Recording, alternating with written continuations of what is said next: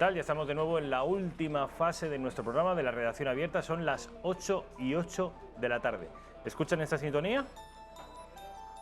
Mike Oldfield, Tubular Bells, pero también y sobre todo es la sintonía del Centinela del Misterio.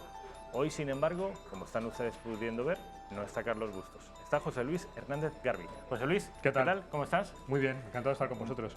Carlos no ha podido venir hoy y nos ha mandado al que es su mano derecha. José Luis, en cualquier caso, no es un desconocido para ustedes porque ya ha venido a este programa, a este Centinela del Misterio, para hablarnos de magnicidios, el que fue tu último libro, José Luis. No sé si se acuerdan ustedes, lo tuvimos aquí en una portada con una mira telescópica y la cara de JFK. Hablabas, José Luis, en ese libro, que es el último, como digo, del asesinato de Kennedy, pero no solo, el de Lincoln, es decir, todos los grandes magnicidios que, eso sí, circunscrito a los Estados Unidos de Norteamérica. Hoy, sin embargo, está José Luis aquí no para hablarnos de ese libro, sino para hablarnos de uno quizá incluso más interesante, o al menos que nos toca más de cerca a los españoles, que es un libro sobre Franco. Franco, ya saben ustedes que en nuestro país siempre está presente, aunque esté ausente desde hace más de 40 años. Ese libro, que creo que es el inmediatamente anterior, ¿no, José Luis? Sí, es el penúltimo. Es el penúltimo libro. Responde al título de Ocultismos y misterios esotéricos del franquismo. ¿No es así? Efectivamente. Yo he tenido la suerte de echarle una ojeada a ese libro y he podido seleccionar algunos aspectos que me gustaría o que me llaman la atención que nos dedicaras unos minutos, tenemos 20 minutos, a abundar un poquito en ellos. El primero tiene que ver con la famosa baraka. Es una palabra árabe, ¿no? Es una palabra árabe. ¿Qué significa? Bueno, el significado... literal no lo sabemos, pero literal es complicado hacer una traducción literal de la palabra, pero vendría a ser como el que está tocado por la divinidad o el que está tocado por la suerte o el elegido. ¿Y esto qué tiene que ver con Franco? A ver. Bueno, hay que recordar que bueno, pues cuando Franco está sirviendo en el norte de África, en las tropas regulares, pues él seguramente en algún momento de compartir con sus hombres los bivacs o estar en el campamento, pues seguramente a los soldados indígenas, a los soldados marroquíes que formaban parte de los regulares, pues alguna vez les oyó hablar de este concepto de baraka. Y bueno, yo lo introduzco en el libro pues haciendo referencia a que él posiblemente en algún momento de su vida y sobre todo en esta primera etapa, pues él se creía que estaba tocado por esa baraka divina, que él había sido elegido para protagonizar una gran gesta en la historia de España. Y así lo confirmarían algunos testimonios, ¿no? Y bueno, yo creo que el periplo vital del propio Franco pues así lo demuestra. También se confirmaría cuando él resulta muy gravemente herido en el episodio bélico de la Loma de las Trincheras. A él se le da por muerto, la herida era muy grave, era prácticamente mortal de necesidad y le dejan abandonado en el campo de batalla. Y él consigue convencer a uno de sus soldados para que le traslade a retaguardia y milagrosamente sobrevive. Y bueno, después de una serie de meses de convalecencia y demás, pues cuando vuelve a reencontrarse con sus soldados en el norte de África, en el protectorado de Marruecos, pues prácticamente se creen que están en presencia de un renacido, de un hombre que ha vuelto de la muerte. Además, él aquel entonces era bastante delgado, llega demacrado y demás. Y bueno, pues yo creo que a partir de ese momento, de que prácticamente le habían dado por muerto y él renace, pues piensa que no ha sido casual, que si se ha vuelto a la vida para protagonizar esta gran gesta. Que él tiene una misión, ¿no? Efectivamente, yo creo que esa sería... Es decir, ahí estamos viendo imágenes de Franco, es decir, cierto mesianismo en el personaje que a fuerza de verse confirmado por algunas circunstancias, como esta terrible herida mortal de necesidad a la que sobrevive, finalmente él mismo asume ese papel del renacido o del tocado por Dios. Hay incluso también otra anécdota que tiene que ver con él está desayunando también en la guerra de Marruecos y un rifle, el disparo de un rifle le revienta la taza con la que estaba bebiendo café. Y parece que el hombre ni se inmuta o algo así, que les dice la próxima vez tener mejor puntería. Es decir, que al margen del debate político, era un hombre de cierto valor físico. Sí, la verdad es que sí, además incluso desafiaba constantemente a la muerte. Él cuando se licencia, cuando termina en la Academia de Infantería de Toledo, pues bueno, podía haber elegido un destino más cómodo, pero elige el destino del norte de Marruecos, que era realmente donde estaba la acción, porque él lo que quiere es ascender rápido y bueno, pues y hacer méritos de guerra, pues eso, para hacer una carrera militar lo más fulgurante posible, ¿no? Y decide la unidad, escoge la unidad pues que tenía más riesgo, que eran las tropas regulares, que eran más profesionales, que en aquel entonces tenía el ejército español en aquella zona, y eran las tropas que iban en vanguardia, que siempre estaban en primera línea, o sea, que él desafiaba a la muerte constantemente. Y eso es, entre otras cosas, las razones o los motivos que le llevan a ser el general más joven de Europa, con 33 años. Vamos a pasar a otra faceta también muy controvertida de la vida de Franco, que tiene que ver su relación con la relación del caudillo, que aún no lo era, con la masonería. Porque siempre se ha dicho que perseguía a la masonería porque había sido rechazado. A ver, cuéntanos, ¿qué hay de cierto en todo este episodio? Bueno, la verdad es que es una cuestión bastante controvertida, ¿no? Yo la verdad es que en el libro, en el capítulo que dedico a la relación de Franco con la masonería, trato sobre todo un hecho que a mí me resulta muy llamativo, muy sorprendente. En los años 50, a principios de los años 50, aparece un libro que se titula precisamente así, La masonería, y en el autor de este libro aparece con el seudónimo de Joachim Bor. Joachim Bor es el nombre de las columnas que presiden los templos masónicos, que recuerdan a las columnas del templo de Salomón, y es como se llaman las dos columnas, Joachim y Bor. Pues resulta que detrás de este seudónimo se encontraba la figura de Franco. ¿Fue Franco? Fue Franco el que escribió este libro. Es una colección de, creo recordar que son 49 artículos que aparecieron publicados en el periódico Arriba, un diario de la prensa del movimiento. Se escribieron en colaboración con el almirante Carrero Blanco. Y bueno, pues en toda esta serie de artículos, el propio Franco pues demuestra unos conocimientos sobre la masonería que están más allá del que podemos tener cualquiera de nosotros, ¿no?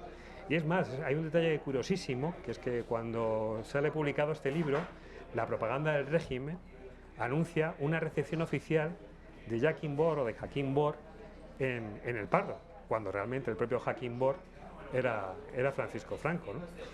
Luego también pues habría que comentar bueno, su hermano Ramón sí que está demostrado que perteneció a la masonería, aunque luego renegó de ella, ¿no? Su padre se ha rumoreado, se ha comentado también algunas veces, aunque no hay un sustrato, no hay una fuente histórica con la que lo podamos confirmar, que posiblemente también perteneció a la masonería. Son dos personas muy ligadas a su vida personal, que bueno, prácticamente fueron las ovejas negras de la familia, ¿no? Y también pues Francisco Franco acusó a la masonería de que su padre y de que su hermano Ramón fueran por el camino desviado, ¿no? Entonces, bueno, su relación es un tanto extraña, ¿no? También se ha comentado que, bueno, que en algún momento pudo pertenecer a alguna logia masónica del norte de África, de protectorado español en África, pero bueno, se ha comprobado históricamente que realmente no perteneció. Le mencionan en los documentos de alguna de estas logias. ¿Le mencionan? Le menciona personalmente, pero le menciona en el sentido de que, bueno, de que era un opositor a la masonería, no en el sentido de que perteneciera a ella. También se da el dato curioso de que, bueno, pues cuando se va a citar a Franco en alguno de estos documentos, los papeles han desaparecido, han sido arrancados de estos diarios, ¿no? Es un hecho llamativo, que llama mucho la atención, desde luego. De manera que podemos atribuir a la leyenda antifranquista esto de que fue rechazado por la masonería y es por eso que luego la persiguió tan enconadamente. No hay datos fehacientes que demuestren de que él quisiera entrar a la masonería y que fuera rechazado. Todos son rumores, todos son especulaciones. Otro aspecto que tiene que ver con Franco y que, bajo tu punto de vista, es oscuro o misterioso, y esto me interesa doblemente que nos lo aclares. La Reconquista, la época en fin, en la que se forja España como nación contra el Islam. Saben ustedes que Franco siempre utilizó y se proveyó de los reyes católicos, de Isabel, de Fernando, del yugo y las flechas, que son las iniciales de cada uno de los reyes católicos. ¿Qué tiene que ver Franco? ¿Por qué lo relacionas en un capítulo del libro? Bueno, la guerra civil es presentada por el régimen, tanto durante la guerra civil como después, cuando finaliza en la posguerra, es presentada como una cruzada. Y además se vende como una cruzada del bien contra el mal. Y ya digo, en todo momento pues el régimen hace hincapié una y otra vez en ese sentimiento de cruzada. Hay que recordar también que es el propio Franco el primero que hace referencia a presentar la guerra civil como una cruzada, que a veces se ha pensado, se ha creído que eran otros personajes del régimen los que se habían encargado de ofrecer este concepto, ¿no? Pero realmente es Franco el primero, en uno de sus discursos, además al poco tiempo de iniciada la guerra civil, el primero que señala que este enfrentamiento entre españoles es una cruzada. Y siempre se planteó como una guerra entre el bien y el mal, ¿no? Y bueno, pues su Entre relación... la España y la anti-España. Efectivamente, efectivamente. Otro dato también que a mí me llama mucho la atención, hablábamos de Reconquista y demás, es que bueno, pues su relación con el Islam fue también bastante estrecha. Siempre tenemos la consideración de que bueno, Franco era ultracatólico y demás. Hay que recordar que los hombres que vigilaban precisamente por la seguridad del propio Franco eran musulmanes, la famosa Guardia Mora, ¿no? Y su relación con las tropas de regulares en el protectorado español, cuando él estuvo sirviendo allí, pues era muy intensa, ¿no? Y volvemos también al principio de lo que comentábamos, esa relación con la baraca, ¿no? Con el concepto de baraca y demás. Yo recuerdo en los nodos, no recuerdo porque estuviera vivo, sino de haberlos visto luego, obviamente, de un término que, del mismo modo que se hablaba de pertinaz sequía, como un sintagma hiper empleado por el noticiero y documental franquista, se hablaba de la tradicional amistad hispano-árabe. Es decir, Franco se vanagloriaba de no solo contar con las simpatías o con el apoyo, quizá no político, pero sí histórico, de todos los países de Hispanoamérica, sino también de todos los países árabes. Sí, y esto parece un poco paradójico, ¿no? Tratándose de una figura, pues eso, que reivindica la Reconquista, que es un régimen nacional católico, en fin. Se cuidó mucho en todo momento. El régimen franquista mantuvo muy buenas relaciones con todos los países árabes. Hay que destacar quizá un detalle curioso, que bueno, pues el propio Franco recibió a Saddam Hussein en el Palacio del Pardo. Además le impuso la medalla de Isabel la Católica. O sea, eso da una idea de las buenas relaciones que el régimen franquista mantuvo en todo momento con los países árabes, ¿no? Además eran buenos clientes de España, una gran parte de las exportaciones de nuestro país en aquellos años difíciles, porque hay que recordar que España, pues bueno, no tenía las relaciones exteriores de España, pues estaban al exterior, estaban bastante cerradas y bueno, pues la verdad es que los países árabes siempre se mantuvo muy buena relación con ellos y eran unos de nuestros principales clientes. ¿Qué me sabes decir, qué me puedes decir que aparece reflejado en tu libro, José Luis, sobre el Valle de los Caídos? Que además tan de moda está, que hemos conocido, ahí estamos ya viendo imágenes de Cuelgamurdos, hemos conocido esta misma mañana que, bueno, pues que se quiere exhumar los restos del dictador del Valle de los Caídos para llevarlo, nadie sabe muy bien a dónde, pero vamos, eso es lo que pretende el nuevo gobierno socialista. De manera que es un asunto que es plenamente vigente, que está muy en boga. Cuéntanos, José Luis, tú, ¿qué tienes que contarnos, qué tienes que decirnos sobre el Valle de los Caídos? Yo en el capítulo que dedico precisamente al Valle de los Caídos lo enfoco desde un punto de vista más esotérico, ¿no? Como indica el propio título del libro, y es que al igual que nos encontramos con este Franco que mantiene una relación con la masonería o con el Islam, esta estrecha relación, pues bueno, en el Valle de los Caídos, en esta construcción, pues encontramos una serie de claves mistéricas que realmente son también muy sorprendentes y muy llamativas. Simplemente desde la entrada, que nos encontramos con los juanelos, que son esas dos columnas, grandes columnas que presiden la entrada a lo que es todo el complejo, a lo que es todo el recinto del Valle de los Caídos, pues tienen también una tradición mistérica. En primer lugar, lo primero que nos llama la atención es que nos recuerdan a esas columnas salomónicas, las que hablábamos antes, de los templos masónicos. Nunca se ha sabido realmente por qué están allí, porque son dos columnas que no tienen ningún adorno, ni ningún tipo de inscripción, ni nada que pueda indicar para qué están allí. Incluso en su día Diego Méndez, el segundo arquitecto del Valle de los Caídos, dijo que simbolizaban la fuerza y el poder de España, pero bueno, tampoco está muy claro qué es lo que hacen allí. Además, estas dos columnas tienen también la tradición mistérica de que bueno, se la relaciona con Juanelo Turriano, un ingeniero cremonés del siglo XVI, que bueno, fue el fabricante de este famoso hombre de palo, que seguramente los toledanos, si nos están viendo, pues sabrán esta leyenda, ¿no? De una especie de androide que recorría las calles de Toledo pidiendo limosna. Entonces, bueno, es que son una serie de detalles que nos llama poderosamente Luego dentro la atención. dentro de la cúpula de la basílica hay también detalles de ese tipo. Ahí estamos viendo precisamente ese crucifijo que estamos viendo ahora mismo en las imágenes. Sí. Está hecho de madera de enebro, que bueno, fue el tronco lo eligió personalmente Franco en los bosques de Balsaín, y bueno, pues también el enebro tiene una tradición mistérica que se remonta a las Sagradas Escrituras. Se dice que bueno, pues del enebro, del fruto del enebro se puede extraer un licor con el cual se puede poner en contacto directo con los dioses, mejor dicho, con Dios. Entonces, bueno, pues llama mucho la atención que Franco se tomara la molestia de ir a elegir precisamente este árbol, que podría haber sido cualquier otro, pero eligió este, y que lo eligiera personalmente él, con el que luego hacer esta talla, que por cierto es magnífica, la talla que preside el altar mayor de la basílica. Ideologías al margen, hay que reconocer, y así lo hacen en el extranjero al menos, donde no existe discrepancias políticas con respecto al monumento, la majestuosidad y la magnificencia del monumento. Es uno de los más visitados de España. Es un monumento impresionante. Uno, la verdad es que cuando entra en esa cripta excavada en el risco de la Nava, es precisamente donde se eleva la cruz, pues la verdad es que sobrecoge, porque las dimensiones son espectaculares. Cuando se está produciendo la construcción, ya digo, el primer arquitecto es Pedro Muguruza, él fallece durante la construcción y le sustituye Diego Méndez.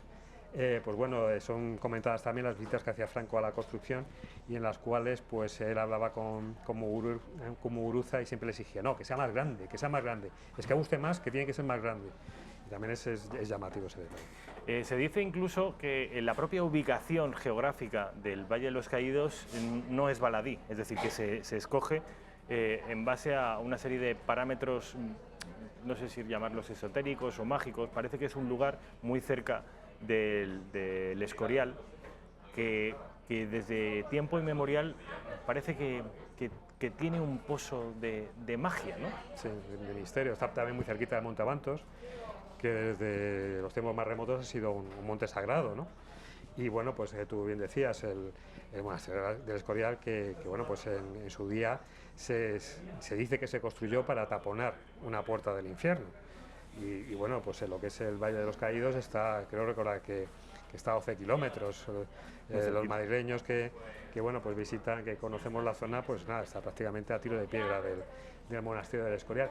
Lo que pasa es que en ese sentido hay que recordar también la intención de Franco, esa admiración que sentía por el periodo de los Austrias, sobre todo por los Austrias mayores, el emperador Carlos V y Felipe II, y bueno, pues quizás que en cierto sentido pretendía emularles, ¿no? Quería esa imagen de España imperial, que tanto también comentaba la propaganda del régimen. Yo creo que tiene más relación con ese tema, pero bueno, quién sabe, ¿no? También hay que recordar un detalle muy curioso, que bueno, pues justamente prácticamente a la entrada de lo que es el Valle de los Caídos se encuentra un edificio que pasa muy desapercibido. Lo que pasa es que es un edificio bastante grande, que está rodeado por una valla de seguridad con alambre de espino, está todo rodeado de cámaras de televisión, y hay que decir que ese lugar pues es precisamente donde se encuentra el ordenador central de la Dirección General de la Policía, donde se guardan los datos de todos los españoles. Está allí. Y es curioso que también se eligiera ese sitio. Qué curioso, sí. Para construir este complejo. Los datos personales de todos los españoles están ahí. Todos los españoles. Ahí estamos todos. Todo lo que puedan saber de nosotros está en ese ordenador central. Antes creo recordar que se llamaba Berta, y luego me parece que posteriormente le cambiaron el nombre a este gigantesco ordenador, que es un poco pues de película, ¿no? Y el edificio es bastante, ya digo, no hay ningún cartel, ninguna indicación que señale qué es lo que hay ahí, pero las medidas de seguridad son espectaculares. Se dice de Franco, y es la imagen que tenemos los españoles, una vez más dejando al margen cuestiones políticas, que era un hombre, en fin, muy austero, muy espartano, muy católico, muy rígido, y sin embargo esa imagen, ese perfil que tenemos de él, casa mal con ese perfil esotérico, que en muchas, en fin, podría chocar con la tradición católica. ¿Cómo explicas esto, José Luis? Pues yo creo que es una de las facetas ocultas de Franco. Yo creo que a lo largo de todos estos años, y sobre todo a raíz de su muerte, pues nos hemos centrado quizás en su imagen política, social también, pero hemos dejado a un lado quizás su vida más personal, más íntima, realmente qué era lo que pasaba realmente por su cabeza. y lo hemos dejado un poco de lado. Yo la verdad es que cuando escribía el libro, a mí, con cada capítulo, y mientras me documentaba y buscaba las fuentes, la verdad es que cada vez me sorprendía más. Yo, como tú decías, a mí me rompía esquemas, ¿no? Me rompía esquemas, ¿no? En el caso del Valle de los Caídos, pues bueno, es que es una sorpresa detrás de otra. Yo invito a la gente, de verdad, dejando a un lado cuestiones políticas y demás, que acuda a visitarlo, porque la verdad es que la zona donde está es bellísima, es muy bonita, y luego aparte eso, porque puede descubrir auténticas, se puede llevar auténticas sorpresas, ¿no? Simplemente debajo de la explanada encontramos una zona que se visita poco, encontramos un vía crucis con 3 cruces y con letras góticas, con una inscripción en letras góticas, que también nos resulta muy llamativo, ¿no? Qué extraño.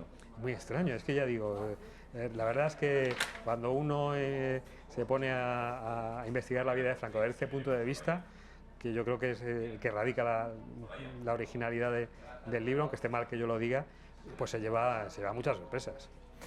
Ocultismo y misterios esotéricos del franquismo, de José Luis Hernández Garbi. Es su penúltimo libro. Hoy lo hemos estado oteando desde arriba, sin abundar demasiado en los misterios. Es la televisión, pero si quieren conocer más, si quieren aprender más, pueden ustedes verlo y comprarlo. José Luis, ha sido un placer. Ha sido un placer. Simplemente recordar a todos los que nos están viendo que dedicaremos un programa especial en el Centinela del Misterio a este tema perfecto. en las próximas semanas. Centinela del Misterio, ya saben ustedes. Vamos al informativo de Intereconomía.